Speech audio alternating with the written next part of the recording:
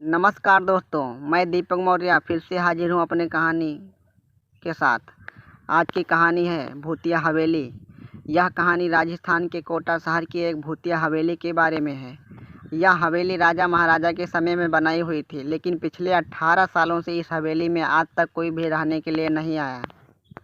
इच्छा होने पर भी इस हवेली में कोई नहीं रह पा रहा था, क्योंकि लोगों का कहना था कि इस हवेली में भूत प्रेत का साया है।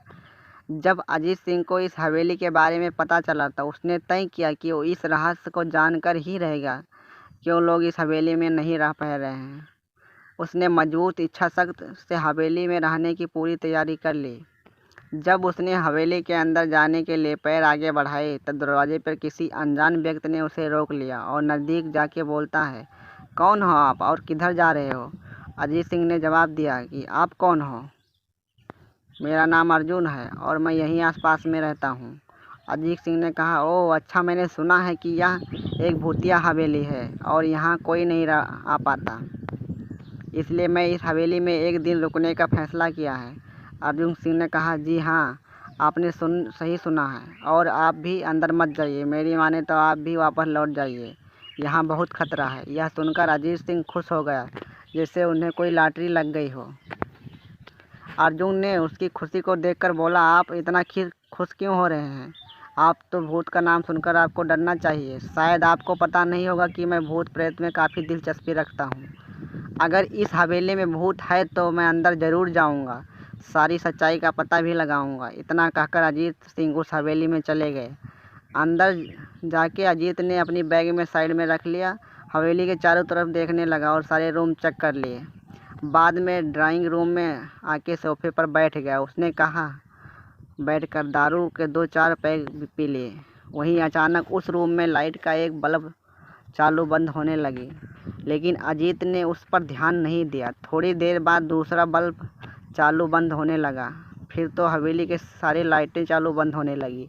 यह सब देखकर अजीत अपनी जगह से खड़ा हो गया और संपूर्ण सचेत हो गया। अचानक उसके सामने एक छोटा सा टेबल हवा में उड़ने लगा, करीबन 6 फुट हवा में ऊपर जाके गोल गोल घूमने लगा और बाद में अजीत की ओर तेज़ी से आने लगा। अजीत ने तुरंत ही अपने जगह बदल दी और दूसरी ओर चला गया और टेबल वहीं जाके गिरा जहां अजीत खड़ा था। अजीत कुछ समझ पाता उतने में सोफे की सीट उसकी ओर आने लगी। वो जल्द खड़ा हो गया और छलांग लगा के दूसरी ओर कूद गया, जिसके कारण सोफा दीवार से टकराया और अजीत बच गया। अचानक सब कुछ शांत हो गया। अजीत ने चारों ओर सतर्कता से देखते हुए बड़ी आवाज़ में बोला, तुम जो भी हो सामने आकर ये बात करो। वहीं एक बड़ी परछाई उसके सामने आई।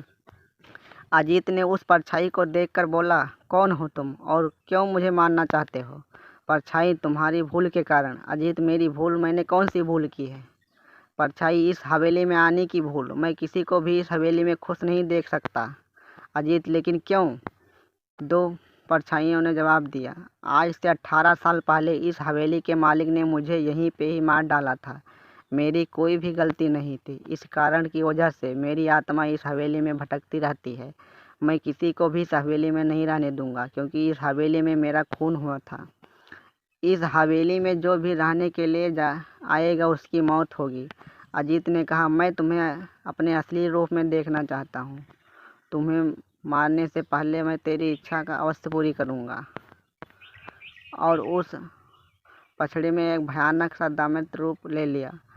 उसका चेहरा इतना भयानक था कि अजीत भी एक क्षण के लिए डर गया, लेकिन दूसरी क्षण में उसने अपने आप पर काबू पा लिया।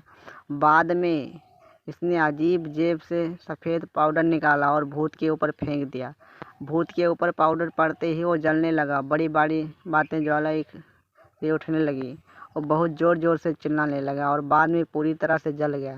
उसके बाद अजीत ने चैन से सांस लिया और वहीं पर सो गया। दूसरे दिन जब सुबह हुई तो अजीत को सही सलामत हवेली से बाहर आते देख अर्जुन को आश्चर्य हुआ। अर्जुन ने अजीत से पूछा, तुम कैसे जिंदा हो? जब अजीत ने अर्जुन को कल रात को घटी घटना पूरी तरह से बताया और बोला, यह हवेली भूतिया हवेली नहीं रही। दोस्तों, आपको ये कहानी पसंद आई हो तो प्लीज़ चैनल को सब्सक्राइब ज़रूर करें। धन्यवाद।